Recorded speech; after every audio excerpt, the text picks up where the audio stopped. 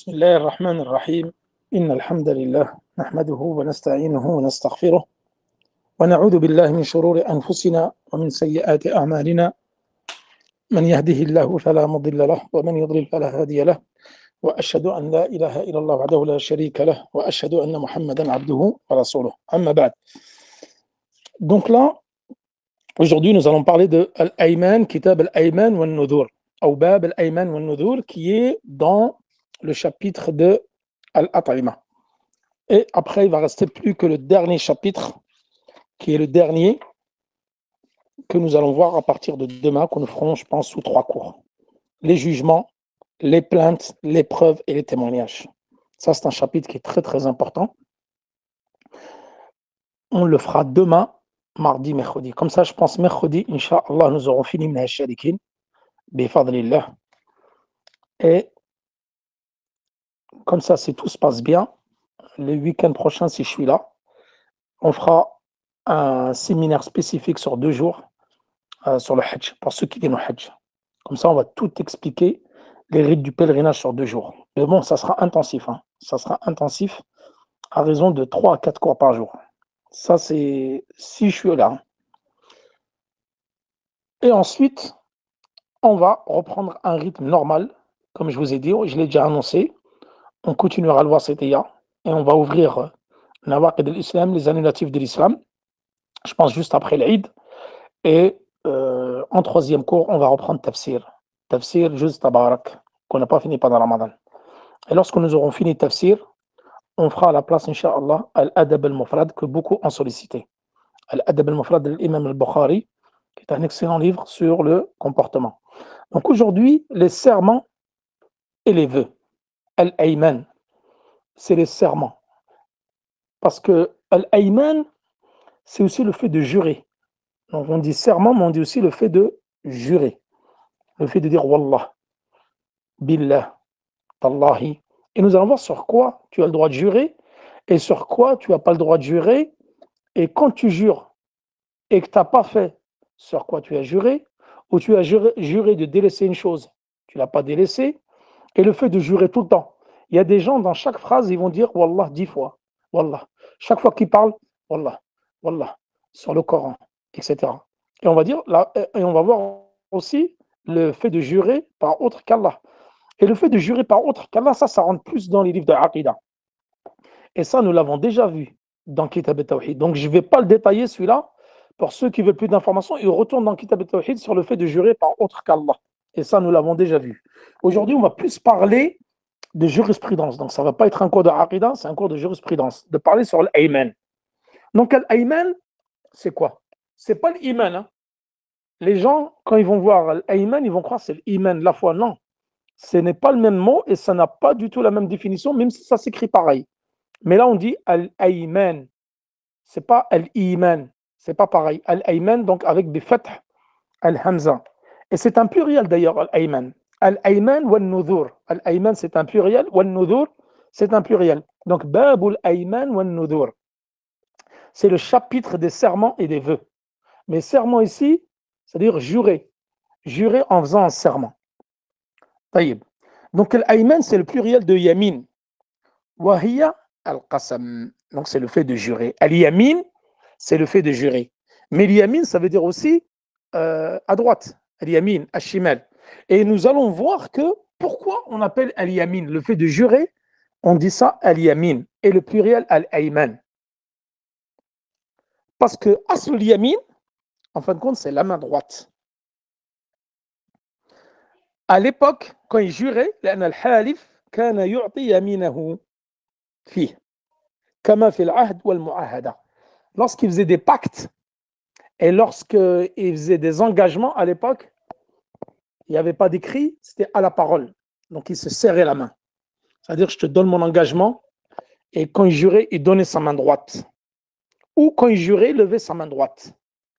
Donc cela est parti de ce sens-là. Al-Yamin par exemple, en levant sa main droite ou en faisant une poignée de la main droite. Là, c'est ça l'origine de l'Yamin. Taïb. Et al-hukm yakhtalif fi l'Yamin. C'est-à-dire le jugement, il va il va changer en fonction de la situation, en fonction de ce que tu as dit, en fonction de plusieurs choses. Déjà, al-ayman, le fait de jurer, comme ils ont dit les savants, ça, ça c'est comme talaq. On applique al-ahkam al-mukallaf al-khamsa, al-ahkam al-khamsa. C'est-à-dire, al-ayman, ça peut être obligatoire. Quand c'est obligatoire, ça peut être muharram. Quand c'est pour une chose qui est muharrama, donc l'ayman devient muharram, ça peut être mustahab, quand tu as juré de faire un truc recommandé, donc c'est recommandé, et ça peut être mubah, tout à fait permis, et ça peut être interdit, détestable. Donc comme on l'a vu pour talaq, et comme on l'a vu pour le mariage, c'est-à-dire le mariage, on applique les 5 jugements également. Le mariage est peut-être obligatoire, recommandé, détestable, et interdit et permis. Tout ça, nous l'avons vu dans le chapitre du mariage. Et talaq, c'est pareil. Et l'ayman, c'est pareil. Tu appliques sur l'ayman, sur le fait de jurer les 5 jugements. Ahkam al-takalif al-khamsa. Taïb. Quelle est la preuve concernant l'ayman? La preuve, elle est connue. Elle est dans le Coran et dans la Sunna ou bil ijma'. Dans le Coran, لا يؤاخذكم الله باللغو في أيمانكم ولكن يؤاخذكم بما عقدتم الأيمان فكفارته إطعام 10 مساكين من أوسط ما تطعمون أهليكم أو كسوتهم أو تحرير رقبة فمن لم يجد فصيام 3 أيام ذلك كفارة أيمانكم إذا حلفتم واحفظوا أيمانكم كذلك يبين الله لكم آياته لعلكم تشكرون. Al-Ma'ida 89, ce verset, il est très important. C'est la base même de l'ayman, des serments et de fait du jurer, et il te donne tout le jugement concernant celui qui a juré, qui ne met pas en pratique sur quoi il a juré, et quelle est la kafara, l'expiation. Et beaucoup, quand ils me posent des questions, ils disent j'ai juré sur une chose, je ne l'ai pas faite, est-ce que je dois jeûner 3 jours? Ben non, c'est pas jeûner 3 jours. Regardez ce qu'il dit le verset du Coran. Al-Ma'ida, la table servie, verset 89 que je viens de citer. Allah ne vous tient pas rigueur pour vos serments prononcés à la légère. Là, on parle de l'arou. L'arou, c'est le fait de jurer beaucoup. Tu as des gens, ils jurent, mais inconsciemment, ou sans avoir une intention de jurer sur cette chose-là. Dans chaque mot, il va dire Wallah. Wallah, viens, on va jouer au foot. Wallah, viens, on va à la mosquée. Wallah, viens, on va manger. En fin de compte, Wallah dans chaque phrase. Et tu as des gens comme ça. Ça s'appelle un abus de langage. Un abus de langage. Une exagération dans le fait de dire cela. Et nous allons voir que celui-là, il n'y a pas de kafara. Il n'y a pas de kafara, il n'y a pas d'expiation. Si tu n'as pas fait, Wallah, viens, on va à la mosquée. Et puis tu n'y vas pas. Wallah, viens, on va manger. Et tu ne vas pas manger. Ça, c'est un larou. Ça s'appelle un larou, une exagération.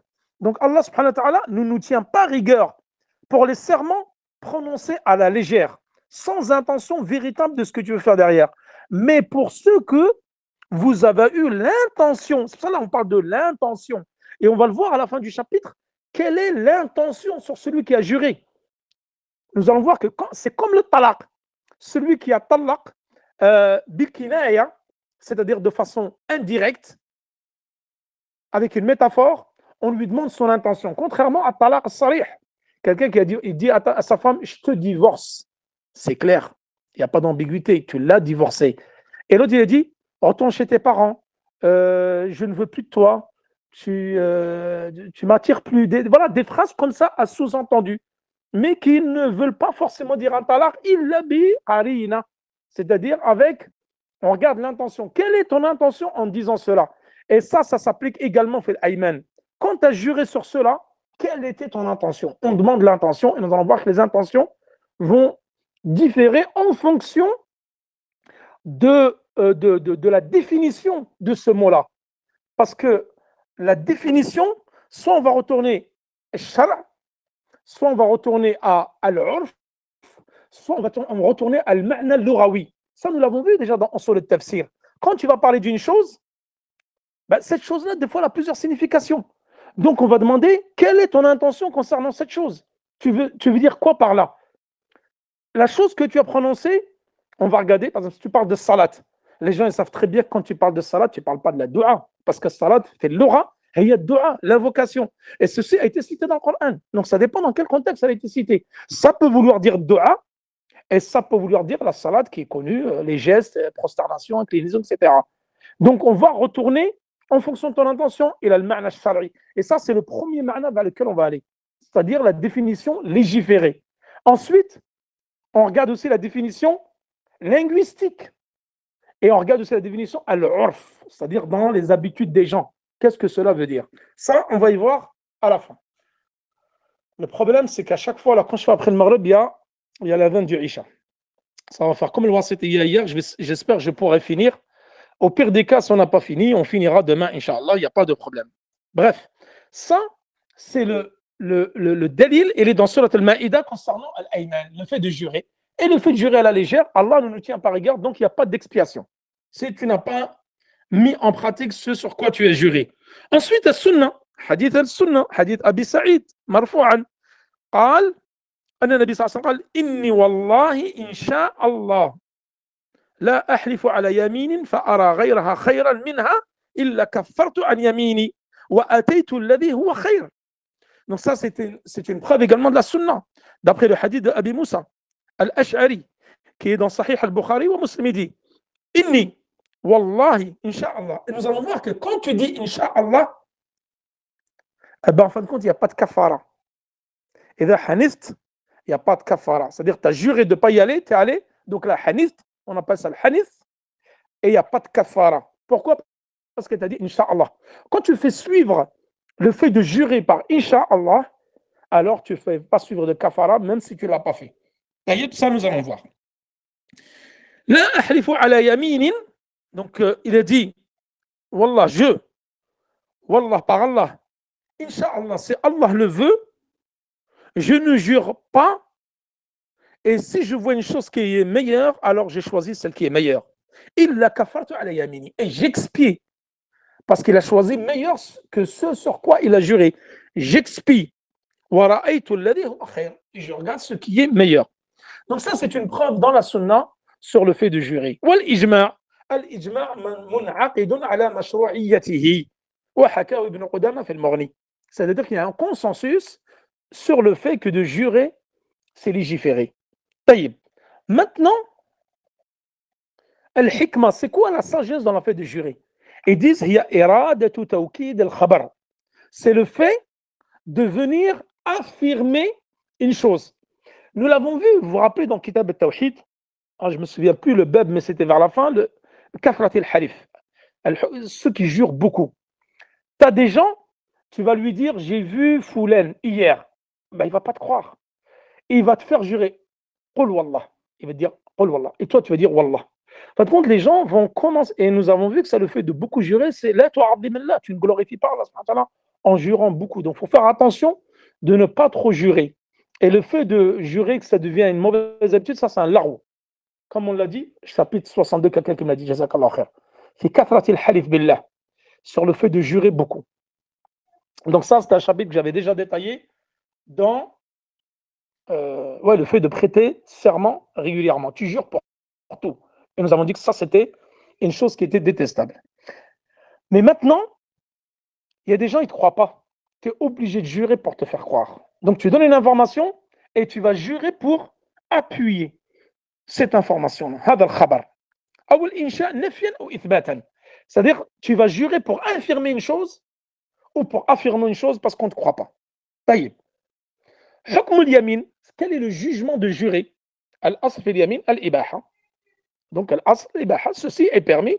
Et le prophète sallallahu alayhi wa sallam, il a juré dans beaucoup à différents endroits et dans différents lieux et dans différentes situations. Et d'ailleurs, Ibn al-Qayyim, il a relevé dans Zad al-Ma'ad, qui est un excellent livre, d'ailleurs parmi les meilleurs, comme ils disent les savants, sur la biographie du prophète sallallahu alayhi wa sallam, parce que c'est un livre de biographie et de jurisprudence. Il combine les deux en 7 volumes, qui est vraiment magnifique. Et Ibn al-Qayyim, il a relevé que le prophète sallallahu alayhi wa sallam a juré à 80 reprises, c'est-à-dire dans différentes situations. 80 fois. Ça min bab al-fa'ida. Et ça, vous allez le trouver dans Zad al-Ma'ad. Taïb. Et comme je vous ai dit, أحكام اليمين تجري عليها الأحكام التكليفية. C'est-à-dire que اليمين تكون واجبة. Il se peut que jurer, ça devienne obligatoire. Et على أمر واجب, مثلا, le fait de jurer sur une chose obligatoire. Et ça peut être muharram, ça peut être makruh, détestable, ça peut être permis, et comme ça peut être recommandé. أي تنطبق عليه أحكام التكاليف الخمسة comme sur le talaq et le mariage, ça je l'ai déjà dit tout à l'heure. طيب. Maintenant, اليمين التي تجب بها الكفارة إذا حنث هي اليمين بالله. Nous allons voir qu'il y a le fait aussi de jurer par autre qu'Allah. Ça, c'est strictement interdit et c'est du shirk. Ça, nous l'avons déjà vu dans Kitab al-Tawhid. Le fait de jurer par Allah sur une chose, il ne te l'a pas faite. Ça veut dire, on dit en arabe, hanitha. Hanitha, c'est-à-dire que tu as contredit la chose sur laquelle tu as juré. Tu as juré de faire une chose, tu ne l'as pas faite. Tu as juré de ne pas faire une chose et tu l'as faite. On dit ici hanitha. Donc, mada alayhi al-kafara. Le hanitha, ici en arabe, c'est-à-dire que tu as contredit sur quoi tu as juré. Donc, alayka al-kafara. Tu dois expier parce que tu as juré sur une chose que tu n'as pas faite. Ou tu as juré sur une chose que tu ne devais pas faire et tu as faite. Ou tu as juré de délaisser une chose, tu ne l'as pas délaissée. Là, alayka al-kafara. Et l'expiation, c'est quoi? Elle est dans Surat al-Ma'ida, verset 89. Nourrir des pauvres. Et beaucoup croient que quand tu jures et tu contredis ce sur quoi tu as juré, tu dois jeûner 3 jours. Non. هنا الحكم الكفارة جاء بالترتيب. Il a été cité dans le Coran. لك الخيار ولكن بالترتيب. Tu as le choix, mais en fonction, par étape. Première étape, tu dois nourrir 10 pauvres. Et nourrir ici, c'est nisfu sa'. Nisfu sa', c'est à peu près 1,5 kg, on va dire. En fonction, ça dépend de la nourriture que tu vas donner. En à peu près 1,5 kg. Taïb. Parce que pendant le ramadan, quand on donne zakat al-fitr, généralement on donne un sa', c'est à peu près 3 kilos. Donc là, tu donnes à peu près, il y en a qui disent 2,40 kg, 2,5 kg, bref, à peu près 1,5 kg. Tu vas donner. Donc tu nourris 10 pauvres d'1,5 kg de riz, de pâtes, de couscous, bref, la nourriture du pays. Tu n'as pas la nourriture, tu dois leur acheter des habits. Tu dois les habiller. Dans les habits du pays. Si c'est un pays, par exemple, comme ici en Arabie, mettre des qamis, ben, tu lui achètes un pantalon blanc et un qamis, et une chachia, si tu veux. C'est ça l'habillement du pauvre. Si c'est en France, par exemple, tu veux lui acheter un serwal avec un t-shirt, peut-être une paire de baskets. Et tu dois, comme ça, habiller 10 pauvres. 10 pauvres. Si tu n'as ni la nourriture, ni les habits, alors là, tu dois affranchir un esclave. Et là, maintenant, il n'y a plus d'esclavage. Donc, tu ne peux plus le faire. Tu peux faire ni l'un, ni l'autre, ni le premier, ni le deuxième, ni le troisième. Alors, tantaqil ila rabi'a. Wa hiya sawmu thalathati ayyam. Jeûner 3 jours. Et attention, on ne va pas jeûner directement 3 jours. Non, ça, c'est une erreur. Tu dois commencer par la nourriture. Il n'y a pas t'habilles. Il n'y a pas t'affranchis. Il n'y a pas tu nourris 3 jours. Tu jeûnes 3 jours. Taïb.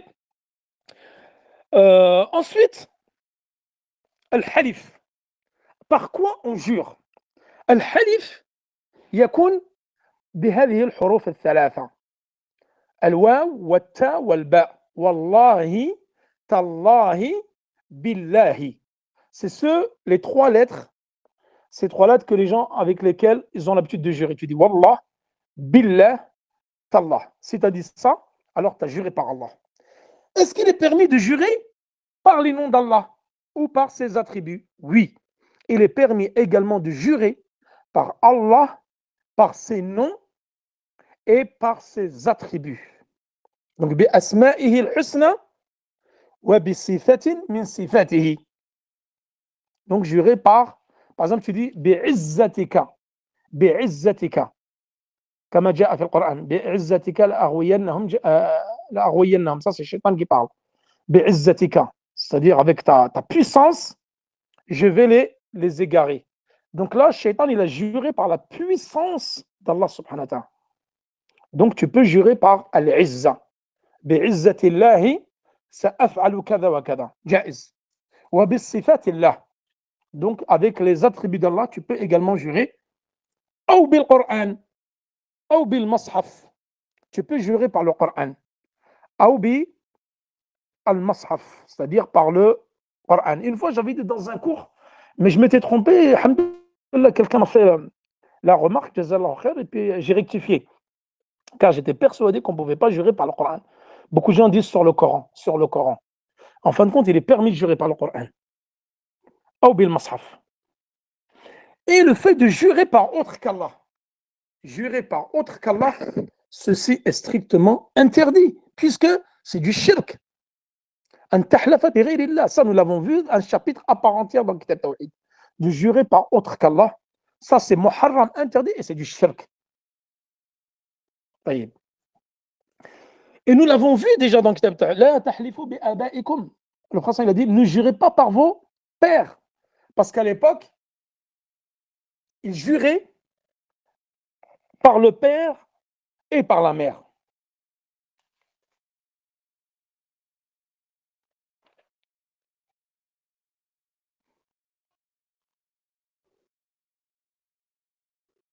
Non, il y a quelqu'un qui m'a questionné, il m'a dit par le Coran. Oui, c'est permis de jurer par le Coran. هذا جائز. سواء حلف بالقرآن أو ببعضه. لأن القرآن, pourquoi c'est permis de jurer par le Coran, de dire sur le Coran? Car le Coran كلام الله. وهو صفة من صفاته. C'est un attribut, une caractéristique d'Allah subhanahu wa ta'ala. Le Coran كلام الله. Et c'est pour ça qu'on ne dit pas que le Coran il est makhlouq.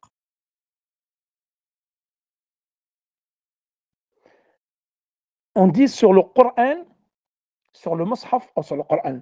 Ici, Sahib al-Zad, dans le fiqh, il dit يجوز بالقرآن أو بالمصحف.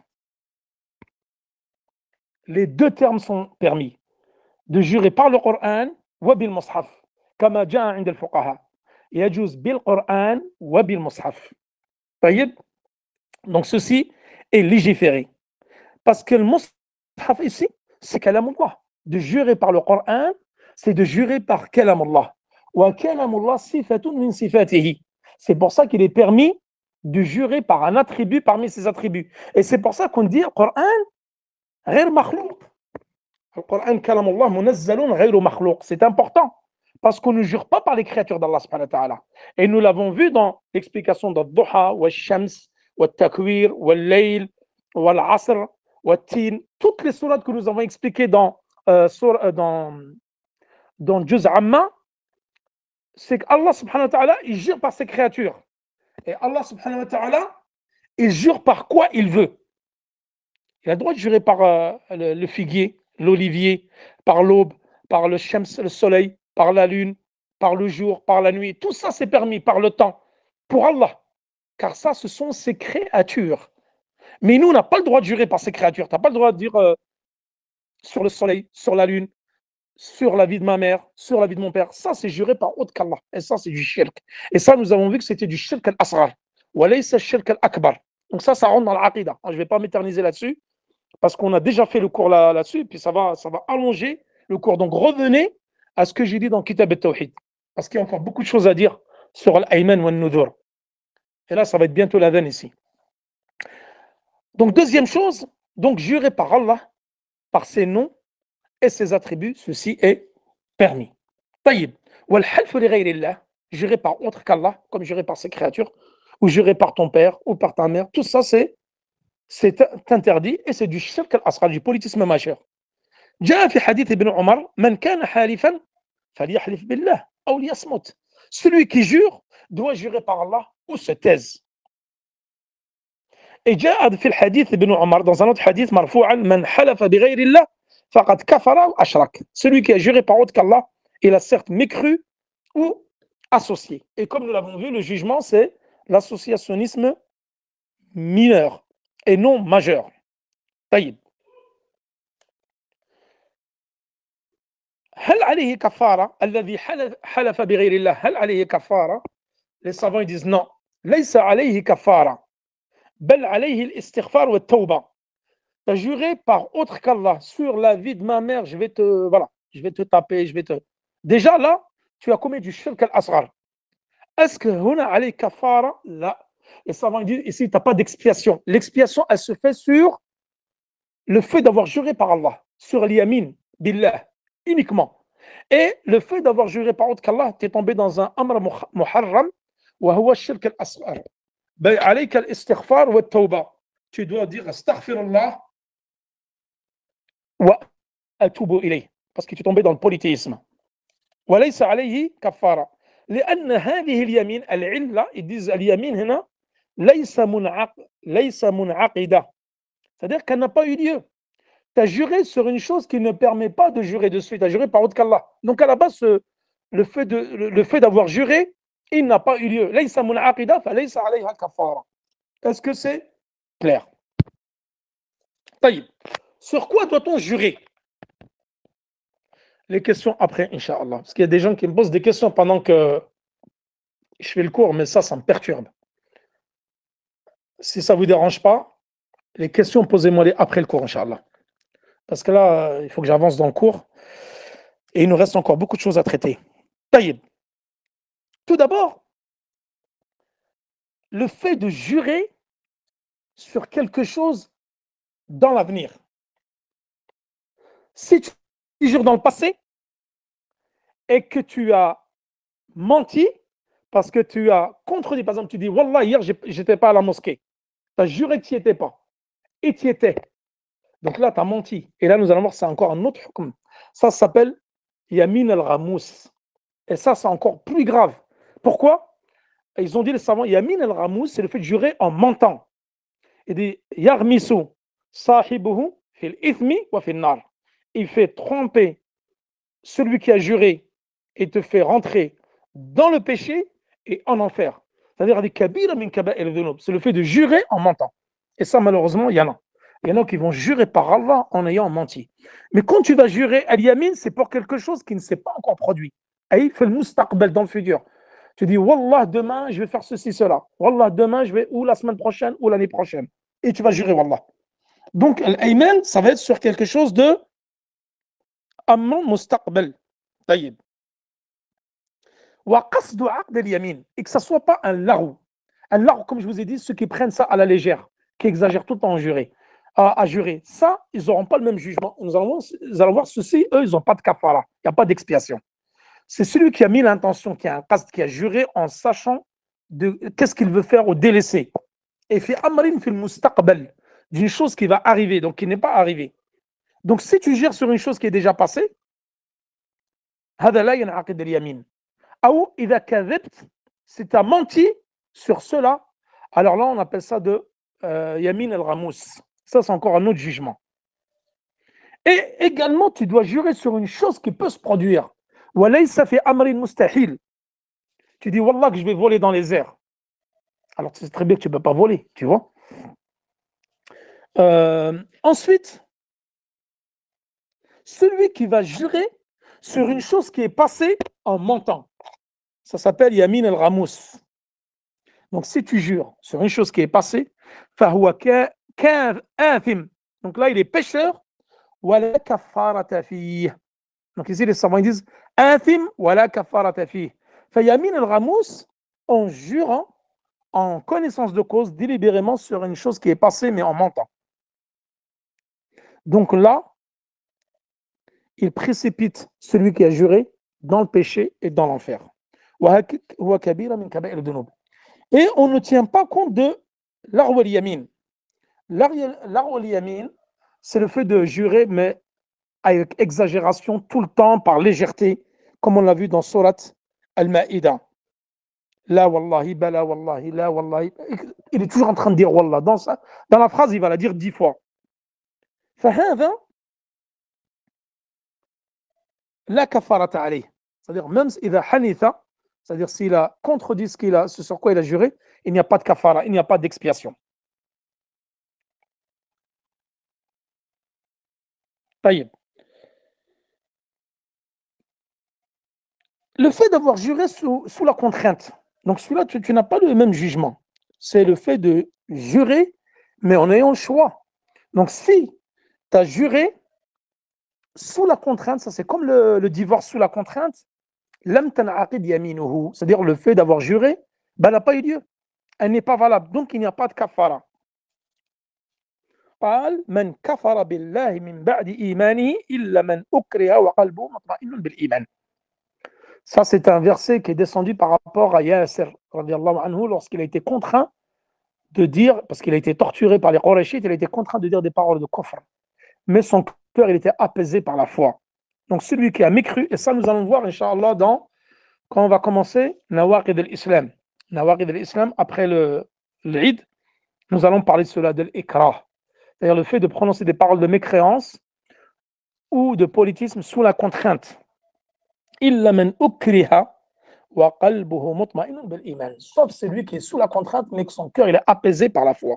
Donc celui-là, il n'y a aucun haraja, la haraja alayh, c'est-à-dire il n'y a pas de préjudice le concernant. إن الله وضع عن أمتي الخطأ والنسيان وما استكرهوا عليه كما جاء في حديث ابن عباس. Allah ne nous tient pas rigueur concernant l'erreur, l'oubli et la contrainte. Ce que nous avons pu faire ou dire sous la contrainte, ça nous l'avons vu déjà dans le chapitre du divorce. Ensuite, s'il fait une chose, il jure sur une chose sous la contrainte, et il l'a fait, il fait le contraire. Donc là, ou par oubli, pas fait en oubliant. Donc là, fala kafara. Donc on a la kafarata ala al-hanith. Hanith, c'est celui qui a contredit, c'est sur quoi tu as juré. Donc il a juré, mais sous la contrainte. Mukrihan. فإذا حنث في يمينه مكرها فلا كفارة عليه. C'est-à-dire, lorsqu'il a juré sur une chose, il a fait le contraire. Il a juré de laisser tomber une chose, il n'a pas laissé tomber, donc il a fait le contraire sur son. On appelle ça hanitha. Al-hanith. Là, la kafarata alayh. Il n'y a pas d'expiation le concernant. Et celui qui dit Inch'Allah, lorsqu'il a juré, Wallah, que demain j'irai faire ceci, Inch'Allah.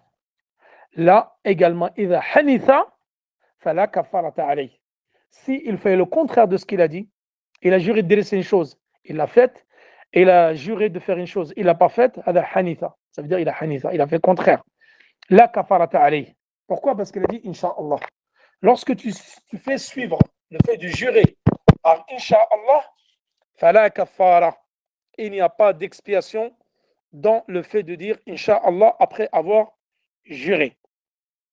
طيب والحديث حديث أبي هريرة قال لو قال إن شاء الله لم يحنث. Celui qui dit Inch'Allah لم يحنث, c'est-à-dire qu'il n'aura pas contredit sur quoi il a juré. وكان ذلك له في حاجته. Donc lorsque tu dis Wallah, je vais faire ceci Inch'Allah, et tu ne le fais pas, لم تحن هنا حنث ولكن لا كفارة عليه. لا كفارة عليه أي لم يحنث, c'est-à-dire qu'il n'a pas contredit dans le sens où il a dit Inch'Allah. Donc, c'est comme si tu n'avais pas juré en fin de compte. Quand tu as dit Inch'Allah, c'est comme si tu n'avais pas juré. Taïb. Ensuite, donc là, celui qui a juré, wa hanith, alladhi halifa wa hanith, c'est-à-dire tu as fait le contraire. Tu devais délaisser, tu n'as pas délaissé. Tu devais faire, tu n'as pas fait. Ça veut dire en arabe hanith. Donc là, mada alayhi al-kafara, l'expiation. Qu'est-ce que c'est l'expiation? Il doit nourrir 10 pauvres. Nisfu sa', 1,5 kg à peu près. 10 pauvres, il doit nourrir. Et les savants, ils disent que, par exemple, est-ce que j'ai le droit de nourrir 5 pauvres et d'habiller 5 pauvres? Oui, c'est permis. Tu as le droit de faire moitié. Ça, c'est permis. Les juristes, ils permettent cela. Et si tu n'as pas trouvé la nourriture, tu les habilles. Tu habilles 10 pauvres, comme je vous ai dit. C'est-à-dire en fonction de la tradition du pays. Qu'est-ce qu'ils mettent? Si c'est dans un pays, ils mettent que des survêtements, tu vas lui acheter un survêt. Si c'est des qamis, un qamis. Si c'est un salwan, un t-shirt, un t-shirt. Avec des claquettes ou des chaussures, peu importe. S'il n'y a pas tout ça, tu dois franchir à un esclave. S'il n'y a pas tout ça, tu dois jeûner 3 jours consécutifs. 3 jours de suite. Voilà. Ça, c'est al-kafara. Taïb. Ensuite, donc là, nous allons presque finir, on va attaquer le nuzur. Là, je vais accélérer parce que l'iqama, c'est dans 20 minutes. Comme ça, il faut que j'essaie de finir avant l'iqama. Là, d'ailleurs, qu'est-ce qu'il dit l'auteur ici? Cheikh Sa'di, dans le hadith de Abdullah ibn Samura, il dit قال رسول الله صلى الله عليه وسلم إذا حلفت على يمين فرأيت خيرا أو رأيت غيرها خيرا منها فكفر عن يمينك وأتي الذي هو خير. C'est-à-dire, lorsque tu as juré sur une chose, par exemple, tu voulais faire une chose, mais tu as trouvé mieux. Donc, fais ce qui est mieux, wa kafir. Ici, parce que tu as fait ce qui est mieux, donc tu as délaissé l'autre pour faire ce qui est mieux. Donc, fais ce qui est mieux et tu dois expier. Voyez?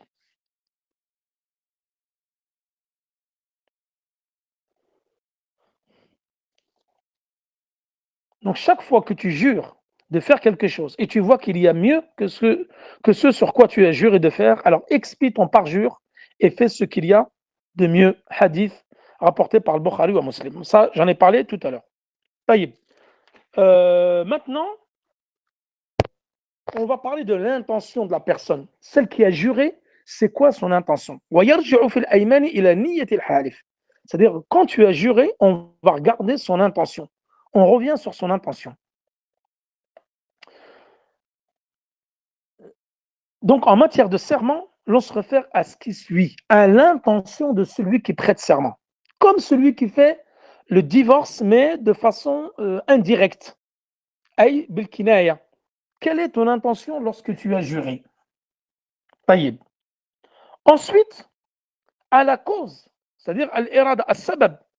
C'est-à-dire, quelle est la cause? On demande ton intention et la cause qui t'a amené à jurer. طيب ثم إلى اللفظ الدال على النية والإرادة. Ensuite, on va regarder le terme qui met en exergue son intention et sa volonté. Tu as juré sur une chose et c'est pas clair pour l'autre, alors on va te demander ton intention, ta niya, la cause pour laquelle tu vas jurer, parce que la cause, elle va permettre de déterminer pourquoi tu as juré. La cause et le terme que tu as employé pour jurer. Donc, il va mettre en évidence, en exergue, ton intention et ta volonté.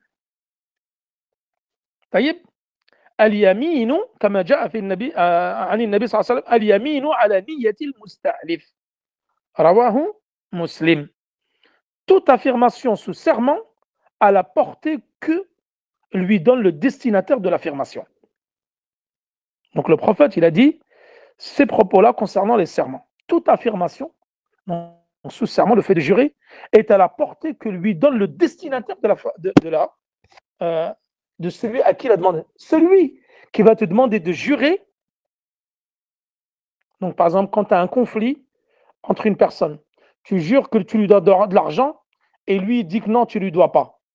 Donc celui qui t'a demandé de jurer, alors tu dois donc affirmer, c'est-à-dire al-yamin ala niyatil mustahlif.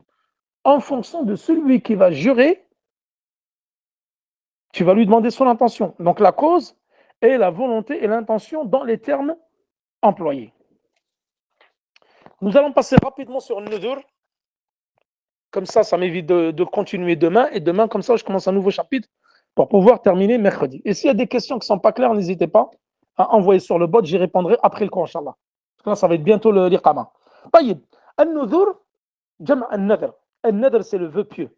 C'est le serment, c'est le vœu. Et ça, je l'ai déjà vu. Il y a un chapitre exprès dans Kitab al-Tawhid. Rappelez-vous, c'est le 12e chapitre dans Kitab al-Tawhid. Bab min al-shirk an-nadru li ghayrillah. Fait partie du politisme le fait de faire des serments pour autre qu'Allah subhanahu wa ta'ala.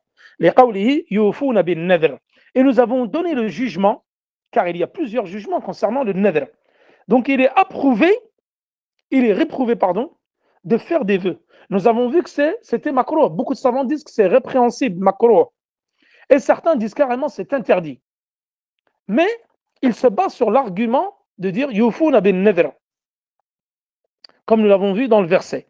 Et le prophète sallallahu alayhi wa sallam, il a dit en ces termes, les vœux n'apportent rien de bien. La ya'ti bi khayr.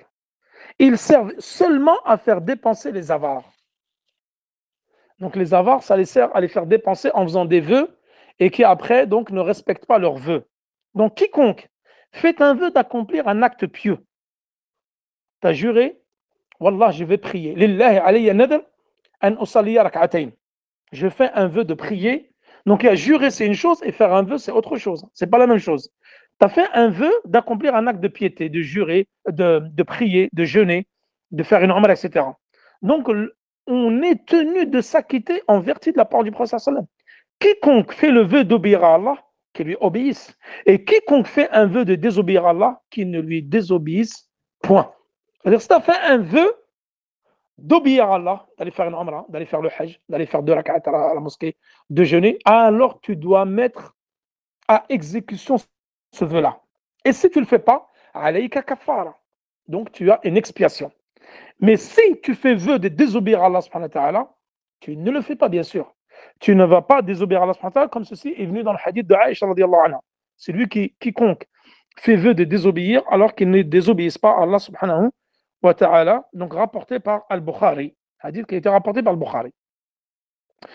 Quant au fait, le vœu d'accomplir un acte indifférent ou assimilable au serment. Par exemple, les vœux faits à l'occasion des disputes, ou sous l'emprise de la colère, ou les vœux consistant à accomplir un péché. Donc ça, c'est comme la colère lorsque tu vas faire le divorce.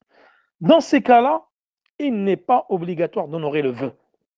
Donc tu as juré, mais c'était sous l'emprise de la colère. Tu as fait un vœu sous l'emprise de la colère.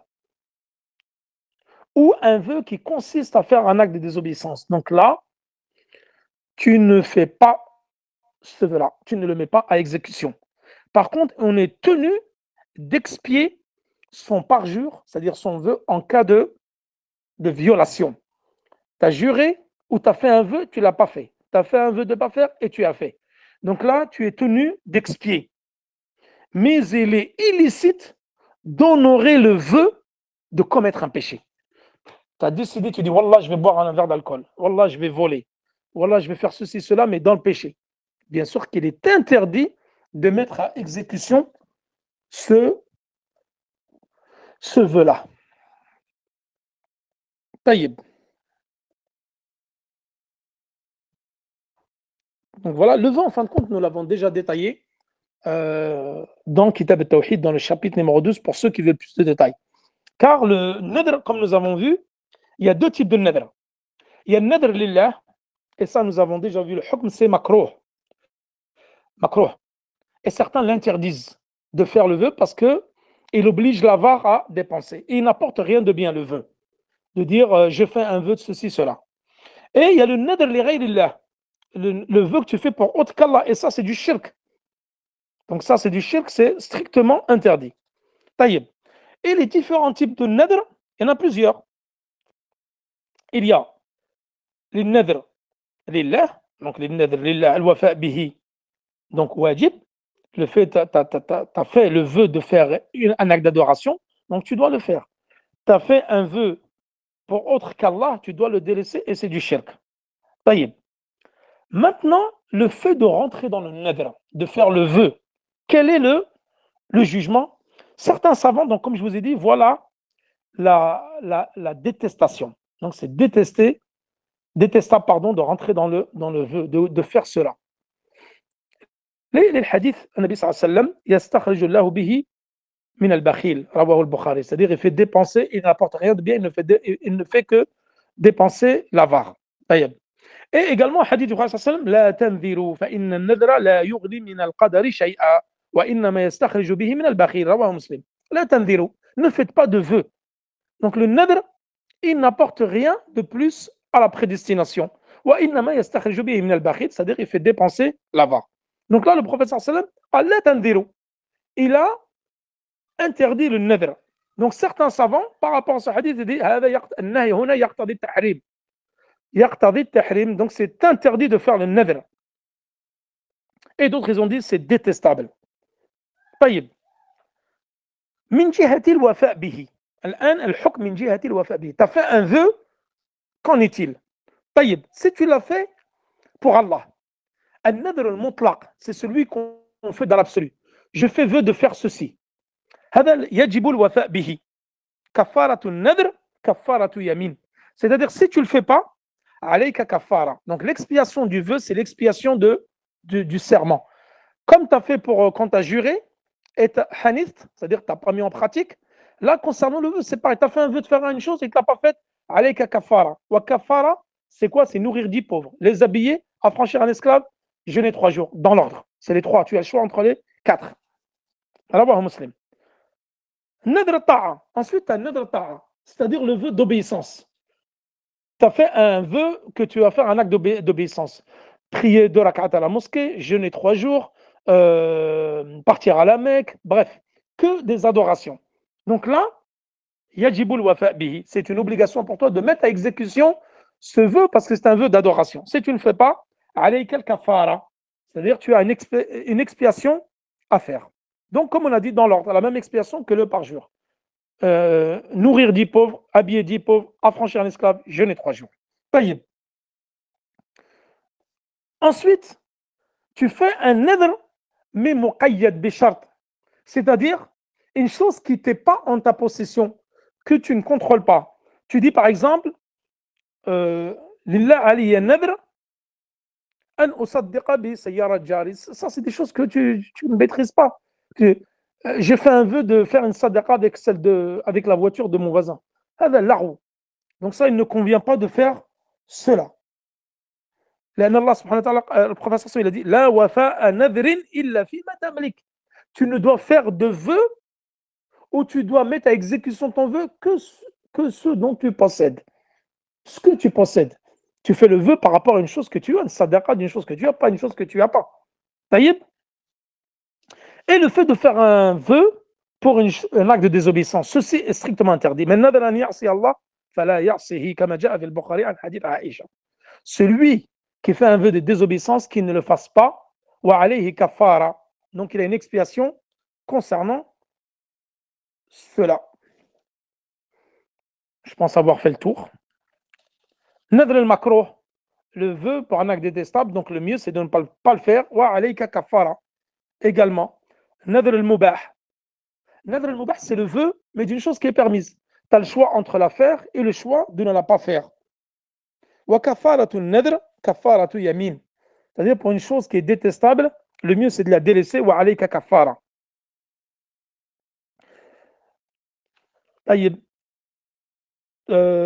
Voilà, je pense avoir terminé.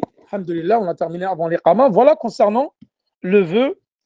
Walillahi alhamd. Donc, Inch'Allah, demain, nous attaquerons un nouveau chapitre qui est Bab al-Shahadat. Al-Shahadat, wal-Da'awa, wal-Iqrar. Donc, les témoignages, al-Qadha, le jugement, les accusations, al-Bayyinat, les preuves, wa anwa al-Shahadat, les différents témoignages que nous ferons en 3 cours, Inch'Allah. Wa sallallahu ala nabina Muhammad wa ala alihi wa sahbihi wa sallam. Allahu ta'ala a'la wa a'lam. Assalamu alaikum wa rahmatullahi wa barakatuhu. Si vous avez des questions, n'hésitez pas à vous les envoyer sur le blog, Inch'Allah.